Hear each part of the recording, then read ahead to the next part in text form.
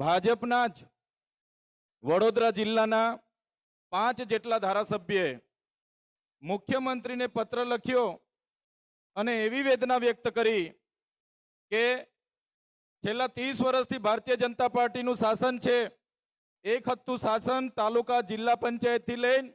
મહાનગરપાલિકાથી લઈને ગુજરાત સરકાર, દેશની સરકાર ભારતીય જનતા પાર્ટીની હોય અને શાસક પક્ષના ધારાસભ્ય તરીકે અમારી રજૂઆત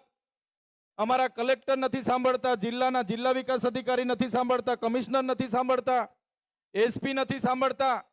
એવી આજે એમણે રજૂઆત કરી, એક પત્ર પાઠવ્યો. ત્યારે સાથીઓ વિચાર કરો, આ 30 વર્ષના એક હત્તું શાસનમાં ભારતીય જનતા પાર્ટીના પોતાના ધારાસભ્યને કોઈ સાંભળતું ના હોય,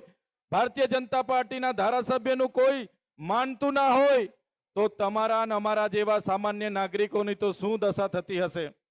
આજે 30 વર્ષના શાસનમાં ભારતીય જનતા પાર્ટી માત્ર ને માત્ર ભય, એક ડર પેદા કર્યો છે કે કોઈ પણ ભારતીય જનતા પાર્ટીને સવાલ પૂછો. ખેડૂત, હમણાં થોડા દિવસ પહેલા આંકલાવના એક ખેડૂતે ત્યાંના સરપંચના વિરુદ્ધમાં મુખ્યમંત્રીને રજૂઆત કરી તો એ ખેડૂત પર એને સળગાવીને મારી નાખવાના પ્રયાસો થયા. કોઈ વિદ્યાર્થી એમના શિક્ષણની અધિકારો માગે, કોઈ યુવાન આ સરકારમાં રોજગાર માગે, કે કોઈ સ્વાસ્થ્ય માટેની રજૂઆત કરવા જાય, કોઈ પીવાનું શુદ્ધ પાણી મળે એની રજૂઆત કરવા જાય, કોઈ વીજળી મળે એની રજૂઆત કરવા જાય, ત્યારે આ ભારતીય જનતા પાર્ટીના નેતાઓ એમને ડરાવે, ધમકાવે,